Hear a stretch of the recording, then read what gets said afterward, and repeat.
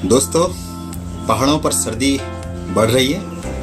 नया या कहें कि चुनावी वर्ष भी आने जा रहा है और इसके साथ राज्य में राजनीतिक गर्मी बढ़ती जा रही है। इस मौके पर उत्तराखंड की सबसे पुरानी, सर्वाधिक पढ़ी जाने वाली एवं विश्वसनीय समाचार वेबसाइट नवीन समाचार, जिस पर हम लगातार विचारपरक लेख प्रकाशित करते रहते हैं, इधर हमारी नई पहल है कि उत्तराखंड के पहाड़ों के मुद्दों को हम अपनी 3 जून 2009 से यानी प्रदेश की सबसे पुरानी YouTube चैनल नवीन समाचार के माध्यम से भी प्रकाशित करें। पहाड़ के मुद्दों की इस श्रृंखला को हम आज से शुरुआत इन दिनों चल रहे मूल निवास व स्थायी निवास के जन मुद्दे से करने जा रहे हैं। इस मुद्दे पर जन दबाव को तेज करने के लिए 24 दिसंबर 2023 को देहरादून में मूल निवास स्वाभिमान महारैली आयोजित होने जा रही है। जाने क्या है पूरा मामला और क्या है पूरा विवाद। दोस्तों, आपको पता है उत्तराखंड के मूल निवासी कौन लोग माने जाते हैं? वे लोग जो राज्य बनने के दिन 9 नवंबर 2000 से उत्तराखंड में रह रहे हैं, जबकि उत्तराखंड के अलावा पूरे देश के हर राज्य में से वे लोग उस राज्य के मूल निवासी कहे जाते हैं जो 1950 के पहले से उस राज्य में रहते थे। इस विवाद की यही जड़ है, लेकिन मामला इससे भी कहीं आगे है। यही समझाने का हम आपको प्रयास कर रहे हैं। इसी कारण उत्तराखंड में भी पूरे देश की तरह 1950 से पूर्व से रहने वाले लोगों को उत्तराखंड के मूल निवासी माने जाने की मांग तूल पकड़ रही है और इसी विषय पर रविवार 24 दिसंबर को राज्य की राजधानी देहरादून में मूल निवास स्वाभिमान महारैली का आह्वान किया गया है। इस संबंध में प्रदेश के लगातार ऐसे मुद्दे उठाने वाले चर्चित कवि, गीतकार व गायक नरेंद्र सिंह नेगी ने भी अपील की है। हर कोई मूल निवास और स्थायी निवास के पक्ष में अपनी दलीलें दे रहा है, लेकिन मूल निवास और स्थायी निवास के पीछे तकनीकी पहलू क्या हैं, क्यों उत्तराखंड में ऐसी स्थिति है, इसकी जानकारी हम आज आपको देने जा रहे हैं। उल्लेखनीय है कि उत्तराखंड को छोड़कर पूरे देश में 1950 से पहले से किसी भी प्रदेश में रहने वाले व्यक्ति को ही उस प्रदेश का मूल निवासी माना जाता है। उदाहरण के लिए, किसी व्यक्ति के पुरखे भले उत्तराखंड के मूल निवासी हों, लेकिन 1950 से पहले वह उत्तर प्रदेश या किसी भी अन्य राज्य में चले गए हों, तो वह और उनके बच्चे उत्तर प्रदेश या उसी राज्य के मूल निवासी माने जाएंगे, उत्तराखंड के नहीं। इसे इस तरह भी कह सकते हैं कि किसी भी राज्य में रहने वाले मूल निवासी वे लोग हैं जो 1950 से पहले से उस राज्य में रह रहे हैं, और यदि वे 1950 के बाद से किसी अन्य राज्य में रह रहे हैं तो भी वे जिस राज्य में रह रहे हैं उस राज्य के मूल निवासी नहीं माने जाएंगे, बल्कि अपने पूर्व राज्य के ही मूल निवासी माने जाएंगे। लेकिन पूरे देश से इतर उत्तराखंड के मूल निवासी लोग वे माने जाते हैं जो राज्य बनने के दिन 9 नवंबर 2000 से उत्तराखंड में निवास करते हैं। यानी देश के किसी भी अन्य राज्य के लोग जो 9 नवंबर 2000 से पहले से उत्तराखंड में रह रहे हैं, वो उत्तराखंड के मूल निवासी कहे जाएंगे। बल्कि इसके अलावा भी उत्तराखंड में किसी भी अन्य बाहरी राज्य का व्यक्ति केवल 15 वर्ष उत्तराखंड में रहकर, यानी वर्तमान में 2008 से उत्तराखंड में रह रहे व्यक्ति भी उत्तराखंड के स्थायी निवास प्रमाण पत्र लेकर वही सुविधाएं ले सकते हैं जो उत्तराखंड के मूल निवासी ले रह सकते हैं। यही कारण है कि राज्य के मूल निवासियों में अपने अधिकार बाहरी लोगों में बंटने की समस्या है, जबकि बाहर से उत्तराखंड में आए लोग राज्य में लागू इसी मौजूदा व्यवस्था को सही मानते हैं और इसके पक्ष में तर्क देते हैं। आइए जानते हैं कि ऐसा क्यों है कि पूरे देश से इतर उत्तराखंड में मूल निवास को लेकर अलग तरह की व्यवस्था है। विदित हो कि भारत में आजादी के बाद अधिवासन को लेकर 8 अगस्त 1950 और 6 सितंबर 1950 को राष्ट्रपति के माध्यम से प्रेसिडेंशियल नोटिफिकेशन जारी हुआ था और इसे वर्ष 1961 में गजट नोटिफिकेशन के तहत प्रकाशित भी किया गया था। इसमें भारत के अधिवासन को लेकर कहा गया था कि वर्ष 1950 से जो व्यक्ति देश के जिस राज्य में मौजूद हैं वह वहीं का मूल निवासी होगा।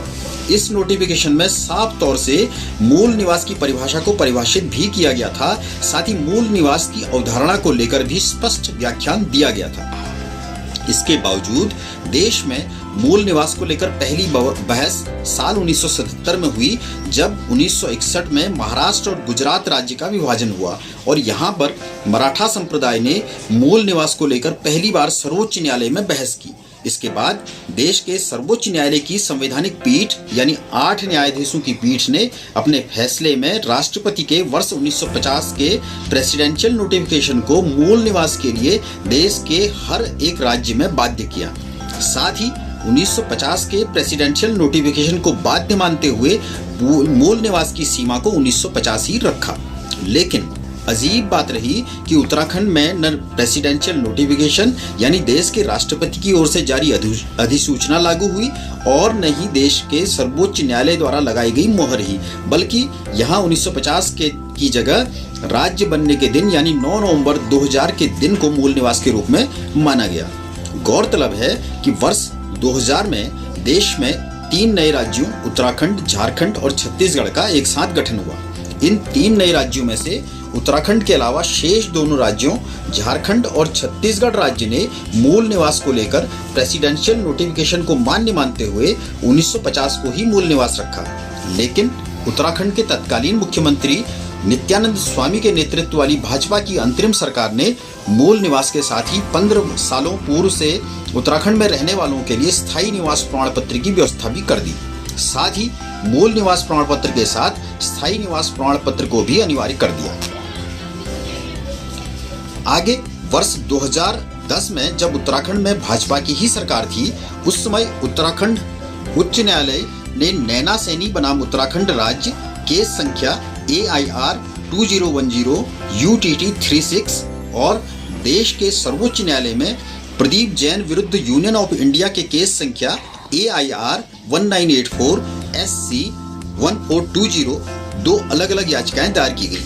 इन दोनों याचिकाओं में एक ही विषय रखा गया था, जिसमें उत्तराखंड में राज्य गठन के समय निवास करने वाले व्यक्ति को मूल निवासी के रूप में मान्यता देने की मांग की गई थी।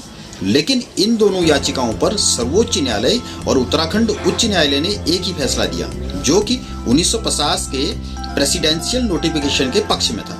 यहाँ पर याचिकाकर्ताओं को सफलता हासिल नहीं हुई और उत्तराखंड में 1950 के पूर्व से रह रहे लोगों को मूल निवासी मानने का प्रेसिडेंशियल नोटिफिकेशन लागू हो गया। यानी भाजपा की सरकारों द्वारा की गई गलती का समाधान एक तरह से हो गया। लेकिन वर्ष 2012 में उत्तराखंड में कांग्रेस की सरकार आई और इसी दौरान ही तत्कालीन मुख्यमंत्री विजय बहुगुणा के शासनकाल में मूल निवास और स्थायी निवास को लेकर वास्तविक खेल हो गया।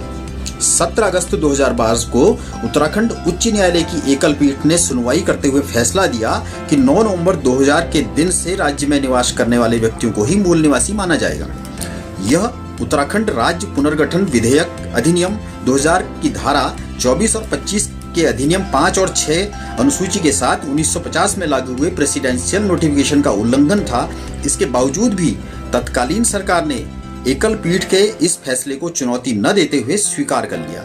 साथ ही सरकार ने वर्ष 2000 के बाद से मूल निवास प्रमाण पत्र बनाने की व्यवस्था भी बंद कर दी। तब से उत्तराखंड में केवल स्थायी निवास प्रमाण पत्र की ही व्यवस्था लागू है।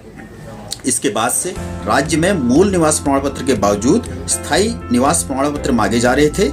लेकिन अब जबकि विजय बहुगुणा भी भाजपा नेता हैं और इधर राज्य में मूल निवास और स्थायी निवास के मुद्दे के तूल पकड़ने के बाद धामी सरकार ने इधर 20 दिसंबर 2023 को मूल निवास प्रमाण पत्र धारकों से स्थायी निवास प्रमाण पत्र न मांगने का आदेश जारी किया है, जबकि जनता इतने भर से संतुष्ट नहीं है। जनता का कहना है कि सीधे तौर पर राज्य में पूरे देश की तरह 1950 से पूर्व से रहने वाले लोग ही उत्तराखंड के मूल निवासी माने जाने चाहिए।